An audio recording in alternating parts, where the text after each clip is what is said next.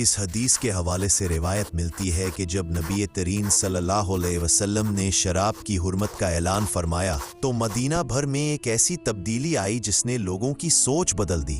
اس وقت سورہ المائدہ کی آیت نازل ہوئی، انما الخمر والمیسر، یہ سب شیطانی اور ناپاک کام ہے، ان سے دور رہو۔ آیت نازل ہوتے ہی مدینہ کے لوگوں نے اپنے گھروں میں رکھی ہوئی شراب زمین پر بہا دی، کسی نے ایک قطرہ بھی باقی نہ چھوڑا۔ اسی دوران حضرت تیسان شام سے اپنے تجارتی مٹکوں کے ساتھ مدینہ واپس تشریف لائے۔ انہیں خبر نہ تھی کہ ان کے پیچھے حکم بدل چکا ہے۔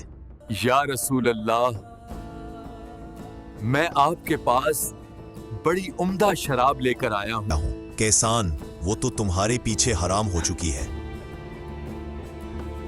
کیا میں اسے بیچ سکتا ہوں؟ نبی صلی اللہ علیہ وسلم نے فرمایا شراب بھی حرام ہو چکی اور اس کی قیمت بھی۔ چنانچہ حضرت کیسان رضی اللہ عنہ واپس آئے اور پاؤں سے ٹھوکریں مار مار کر ان مٹکوں کو توڑ ڈالا اور ان کی شراب بہا دی۔ جب اللہ کسی چیز کو حرام کر دیتا ہے تو اس کی قیمت بھی حرام ہو جاتی ہے۔ جس چیز کو میرے نبی نے حرام کر دیا اس کا ایک قطرہ بھی میری زندگی میں نہیں رہ سکتا۔